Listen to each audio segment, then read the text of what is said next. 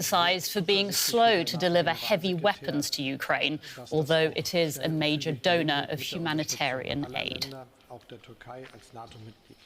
And joining me now from the German Parliament as we wait for the Chancellor to make his statement is DW's chief political editor, Michaela Köfner. Good morning, Michaela.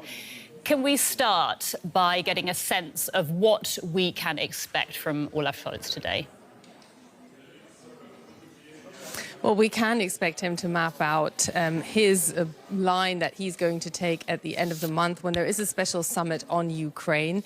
And as you mentioned already, there is quite a bit of criticism that he hasn't gone to Kiev, although his counter argument is that he did go in those days leading up to the war on that last-ditch attempt to find some kind of diplomatic solution with Ukraine and with Moscow, which, of course, spectacularly failed. And we see that this war is now going into its third month, and Olaf Scholz has been perceived to be a bit slow off the mark, both in terms internationally of Western allies supplying weapons to Ukraine, but also when it comes to energy delivery. And here we already saw some movement both in Europe but also here in Berlin, where in Denmark yesterday there was the announcement of a big rollout of renewable energy, the EU upping the ante, making its targets tougher, now wanting to produce 45% out of renewables rather than just 40 by 2030. Now, this is all on paper so far, so there's quite a bit of pressure also here from MPs to hear how he will translate that into action. Now, as you've been mentioning, the Chancellor has been heavily criticised over his perceived weak response to the war in Ukraine, but also for his lack of charisma. What does he need to deliver with this speech today? Well, he did win an election with that very lack of charisma, and he did win that election in September by calling for respect for individuals, by being somewhat Merkel-esque, very calm speaking. What he did do is that verbally he took a lot of action. A few days after the war, just 3 days after, he declared a Zeitenwende, a new era, a new, fresh, more sober look at Russia, and he declared to put his money where his mouth is by saying he would spend an extra 100 billion on German defense. Now, for that, he needs the opposition. Hence, it's very important for him to be persuasive here in Parliament as well, to convince Angela Merkel's Conservatives, the CDU party, to vote in favor of constitutional changes that are simply needed to install these extra 100 billion into actual spending and translate that into action.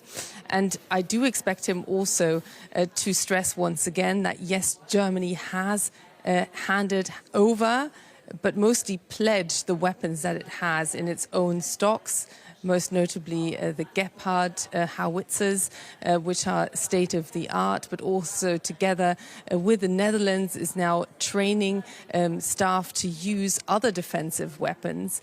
But that is not seen as enough, both by the opposition, but also by allies, and certainly by Ukraine. Now, one thing that he really came under fire for is the fact that he still hasn't visited Ukraine since the war began. Can he put off going for much longer? Well, the question is there was a whole diplomatic spat almost between Ukraine and Germany, because the German president, who officially, according to protocol and also constitutionally, holds the highest office here in Germany, wanted to go. But Frank-Walter Steinmeier is one of the key architects of that Russia policy that has so spectacularly failed, and that's something he has admitted. But he was not wanted there. Michaela, we're going to have to interrupt you there because I believe that Chancellor Scholz is actually about to start speaking. So thank you, and we'll come back to you. President, colleagues, ladies and gentlemen, peace is something we take for granted. War is something we couldn't have imagined. It's 10 years ago since the President of the European Council, Mr. Rompuy, said these sentences. In Oslo, this was when the Nobel Peace Prize was being awarded to the European Union. Herman van Rompuy's words at the time were referring to the situation within the European Union, and indeed, war between the European member states remains something we cannot imagine. This remains the greatest achievement of European unification.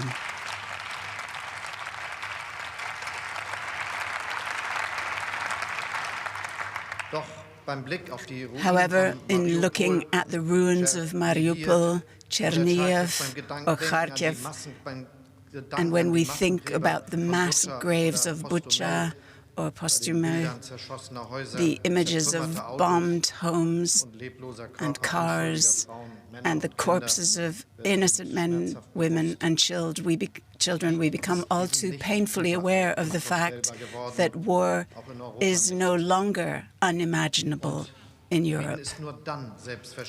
Peace is only something we can take for granted if we are prepared to defend it.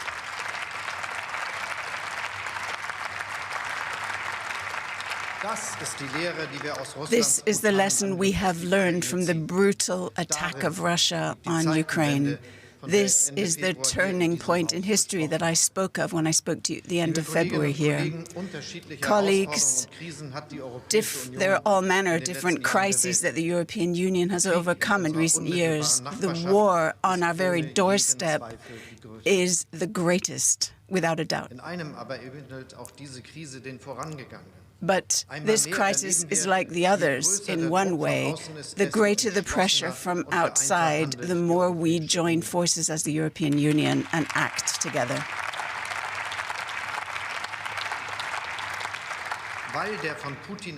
Because the war unleashed by Putin goes against everything that the European Union stands for. It is a project of peace born from the idea of ending war and hostility between the peoples of Europe once and for all. Our countries are free and democratic, not like the autocracy of Putin.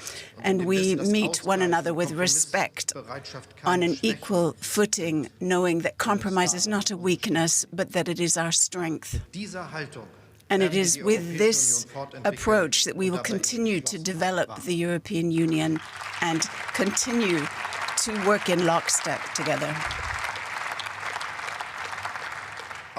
Emmanuel Macron hat das bei seinem Besuch letzte Woche bekräftigt. Emmanuel Macron confirmed this last week when he was visiting, and I'm grateful that his first visit after he was re-elected took him to Berlin.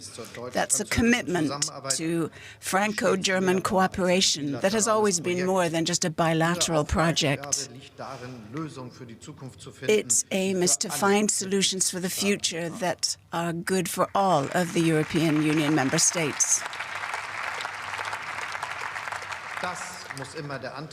This must be the driving force behind the Franco-German locomotive. The turning point in history requires that in Europe we think beyond just today. We will be following the many good proposals that the European citizens gave us as part of the Future Conference on Europe Day. We presented their proposals. The European citizens want to have a more efficient European Union that is closer to the citizens who live it. We will be focusing on this. Many of the proposals are very specific. Citizens want us to make more progress with European Union, with the environment rather. They want a better progress with defense capabilities and closer ties within Europe. Many of these things can be put into practice quickly. This is also true for many of the ideas about making the European Union more efficient. For example, in the Council having majority decisions, and in recent weeks and months I have seen that this idea is becoming more and more popular. Where necessary, we could talk about an amendment of the treaties and about a convention. This is not a taboo, but the most important thing is that we have the best possible consensus, because if there's one thing we don't need now at this time, we don't need to have navel-gazing on institutional issues. That takes a lot of time and energy. And this would also not be doing justice to the expectations of our citizens for a Europe that works. The turning point in history affects the European Union as well. And yes, we will further develop the EU. And just as decisive as our national response has been, our European response will be in the same vein. Thus, in 10 days, I will go to the special meeting of the heads of state and government in Brussels. The role of Germany is clear. As the greatest country, we have huge responsibility for the unity of the European Union. And more than this, like almost never before, our cooperation with the strong economies of the G7 has rarely been as efficient as it has been under our presidency in Germany, which is why I look with great confidence at our summit at the end of June. And rarely before has the transatlantic alliance been so close, so vital and so essential as it is today. President Biden has done much to achieve this, and I'm extremely grateful.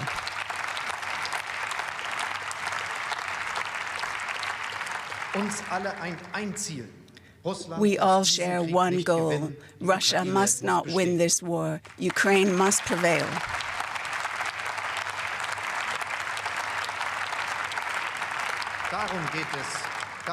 And that's what it's about in everything we do, in our sanctions against Russia, in taking in millions of refugees in the European Union, in terms of supporting the Ukraine in many different ways, humanitarian, financial, and yes, in the delivery of heavy weapons as well.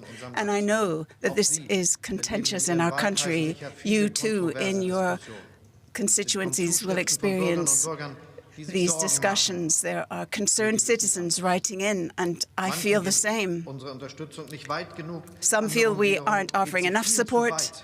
Others feel we are going far too far with our support, and all of our citizens are concerned about peace in Ukraine and peace here at home. So there's one thing I want to say without mincing my words. A brutally attacked country needs help in being defended, and doing so cannot be termed escalation.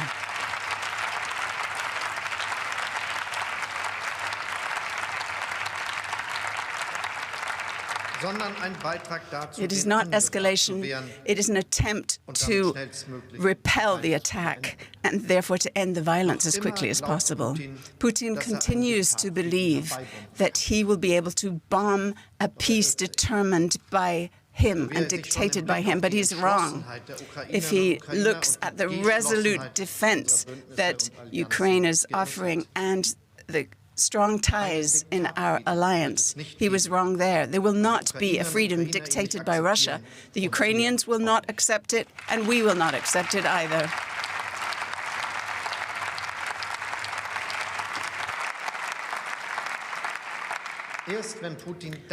Only when Putin has understood this, only when Putin understands that he cannot break the defense of Ukraine, will he be prepared to seriously negotiate about peace. And this is why we are strengthening Ukraine in military terms as well. We are doing this having thought it through carefully, having weighed up the pros and cons, and having negotiated internationally. And it remains what I said on the 8th of May to our citizens. There will not be a unilateral approach by Germany. Everything we do must harm Russia more than it harms ourselves and our partners. We will do nothing that would allow NATO to become a warring party. And we will continue to ensure and strengthen our own defense capabilities.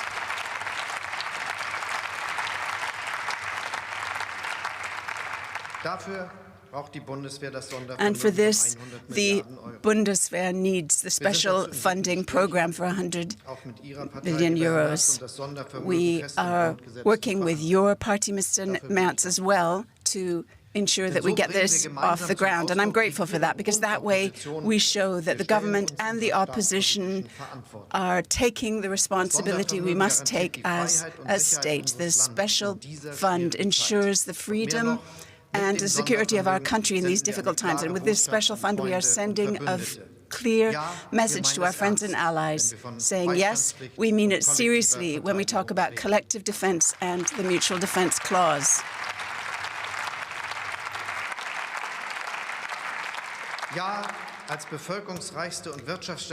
As the nation with the greatest population and economy, Germany is doing its bit as appropriate. Our friends and allies expect this of us within the framework of the NATO objectives, and we are prepared to do this, colleagues, because we know this willingness, this commitment, one for all and all for one, is what makes the transatlantic alliance what it is, the mutual defense clause. And the certainty that we have from this can be seen when we see that Finland and Sweden want to join. Without any hesitation, let me say, friends in Sweden and Finland, you are most cordially welcome. With you on our side, NATO will become even stronger and Europe even safer.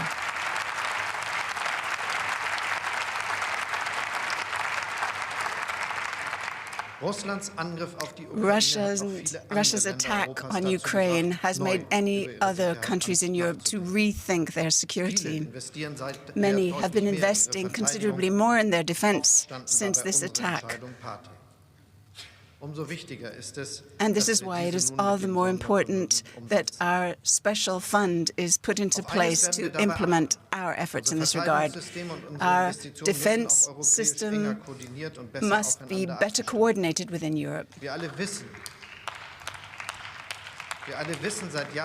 For years now, we have known how difficult and expensive all of the different defense systems are that we have in Europe that don't tally, which is why we want to look at how we can take a more collective defense approach in order to dovetail the defense industry here in Europe. And we will be discussing about the decisions necessary at our summit at the end of the month. It's about more efficiency and greater complementarity. And in view of the Russian threat, it's also about taking an important step towards the future, towards a common European defense, which remains an important pillar within NATO. Looking to the future means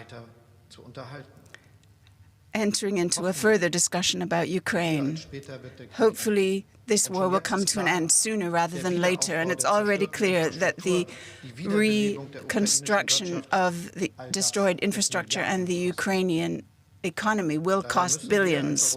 And this is why we as the European Union must pave the way for a solidarity fund fed by membership fees from the European Union and our international partners. That way we will help Ukrainians to get rid of the destruction and rebuild on the basis of solidarity as European neighbors. The meeting of heads of state and government in Versailles showed that Ukraine is part of our European family, and this remains true. With the Solidarity Fund, we will support them in their path to Europe and to support good governance, rule of law, and democracy in the country.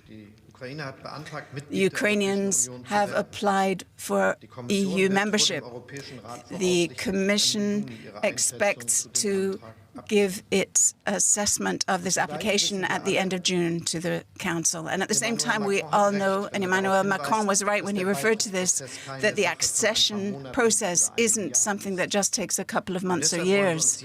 And this is why what we want to focus on now is offering support to Ukraine quickly and unpragmatically.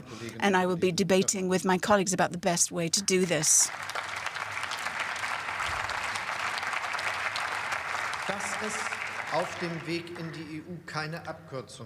There cannot be any shortcuts. Entering into EU membership is only fair towards the 6 countries in the Western Balkans. For years now, they have been undertaking intense reforms and have been preparing for accession. The fact that we want to stick to our promises to them isn't just a matter of credibility. Now, more than ever before, their integration is in our strategic interests. It's not just about the security of this region, in which external forces are wrangling for primacy, not just Russia. It's also about our own security. And without a stable European Western Balkans, we will not get this security.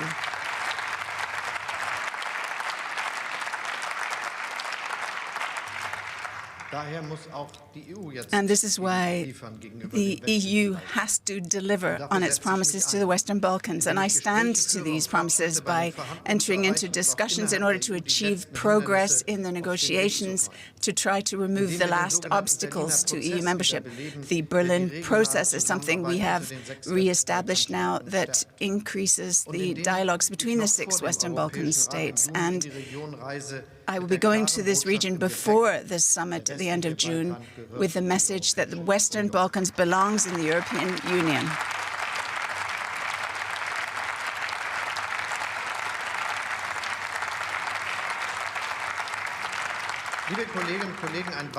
Colleagues, another issue will be very much on the agenda in 10 days at our summit.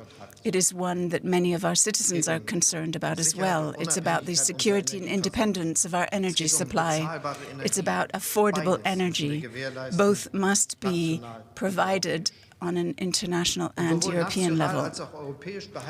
On a national and European level, we also need to bear in mind that the price hike which Russia is to blame for, is not something we will leave anyone alone with.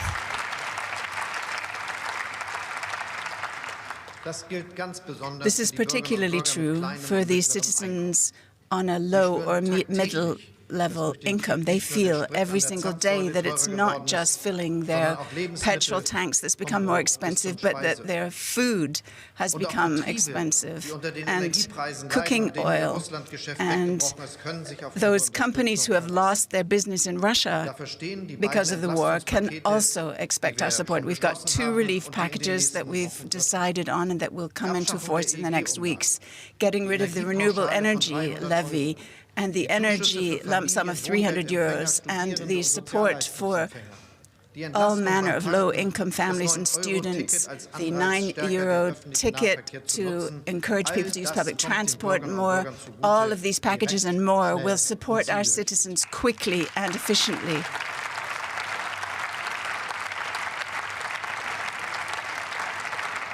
And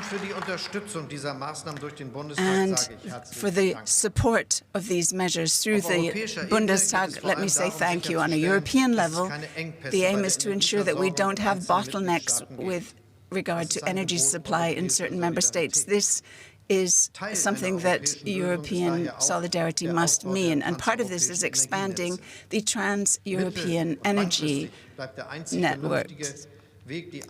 Expanding this is the only response that we can take in order to make ourselves more independent from fossil fuels, which is the way forward.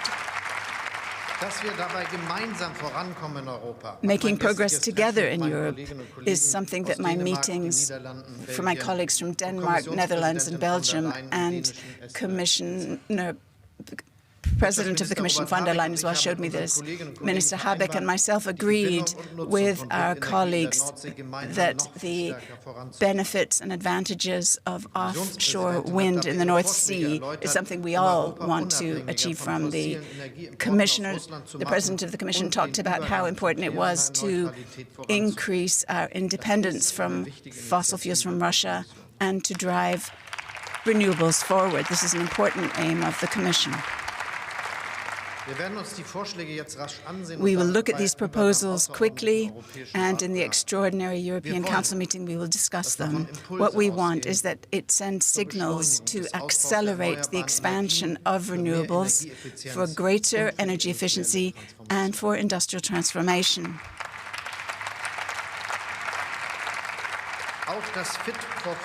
The Fit for 55 package of the EU is a program that plays an important role. Too, it must be approved as quickly as possible. Our aim is clear. We want to ensure that we increase Europe's sovereignty with regard to energy and achieve our climate goals together.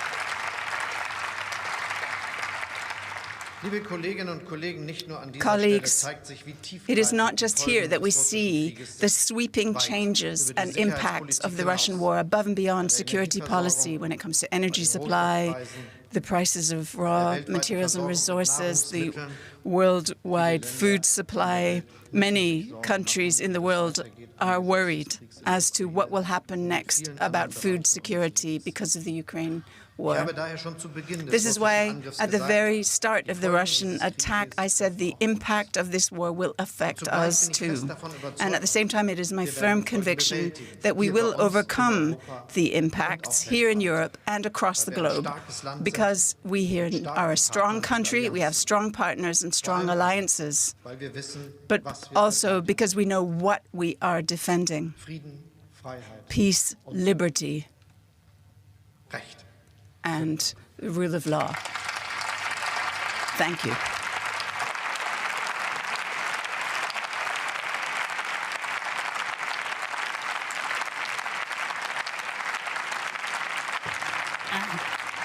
And that was German Chancellor Olaf Scholz addressing the German Bundestag there, stating that war is no longer unimaginable in Europe. Peace is only possible if we're willing to defend it together.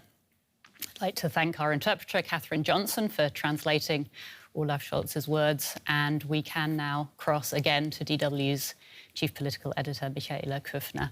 Michaela, can I ask you, what did you make of that speech there? Was there anything surprising that came out of it? Well, what was very clear that he was not giving a decisive answer to French President Emmanuel Macron, whose country currently holds the EU presidency. His proposal that there could be a European political community, a broader circle of countries much closer associated with the EU, but not proper members. That was all an attempt, of course, to even the way and to speed up Ukraine's track towards the European Union. And almost in a Merkel-esque tradition, we heard Olaf Scholz say that this must be in line with those bids by the Western Balkan countries to join the European Union. They must not be disappointed. They've already been working their way along that route, and that's why he announced here today that he would also travel into the region to make that point that the Western Balkans belongs to the EU. Why is he saying that? Because the Ukraine war has also raised the alarms over more spheres of influence, and certainly there are signs that Russia considers the Western Balkans as such. So that's why Olaf Scholz is making the point here that the EU needs to be very persuasive in tying those countries very closely to the EU and not risk them drifting towards Russia. So that really stuck out. Also, that he said that he would be open to changing the EU treaties if necessary, but that most of all, the European Union must show unity. And we all know that that's something the EU has been struggling with from the word go. He did talk a lot about unity, not only within the European Union, also talking about the transatlantic alliance. Can I ask you, we talked about the criticism that Chancellor Scholz has been facing. Did he come across strong enough? Did he come across in a way that would silence his critics? The short answer is no, because he didn't go into those issues that he's most criticized on. He did not go into much detail on weapons deliveries. He didn't announce any new weapons deliveries. But then again, this was all about the speech about the EU aspect of things, which didn't necessarily have to stop him from announcing something new. So that criticism remains, although he does stress time and time again that his announcement of the Zeitenwende launched a change in mentality also in other EU countries. But I don't think that will silence the critics here quite clearly. Now, this speech comes ahead of an EU summit at the end of this month. What can we expect on the agenda at that summit based on what he said today? What he did map out is that there will be an EU solidarity fund that is partly financed by the EU itself, but also pledges from member states. So that is coming. We expect that would, if not be properly set up, but be put on track during that summit. Then there's the question of energy independency. That's where the EU has committed itself at a meeting in Denmark yesterday to go virtually into overdrive. It's upping its targets. It really wants to make energy independence from Russia also a fast track into CO2 neutral fuels. So there's a green aspect behind that as well. And there is that strategic outlook. What we still are to learn is where the debate will go on that proposal that is still somewhat hanging in the air here in Germany and in Europe over whether there could be a Europe of different speeds sparked by that case of Ukraine. The different speeds debate being decades old, but Ukraine, of course, war on the European continent, really shocking European leaders into action. So I think it's a long way still until the end of May to see what proposals will be put on the table there. We will see what happens. DW's chief political editor, Michaela Köfner, thank you. Turning to the situation on the ground in Ukraine now. Russia says nearly 1,000 Ukrainian fighters at the Azovstal steelworks in Mariupol have now surrendered. Most have been taken to a prison colony in Russian-controlled territory, while the injured are in hospital, Moscow says. Now, Ukraine hopes to get the soldiers back in a prisoner swap, but some Russian lawmakers are calling for them to go on trial for war crimes. Ukraine says it's still trying to evacuate the remaining fighters from the plant. Now, earlier I asked our correspondent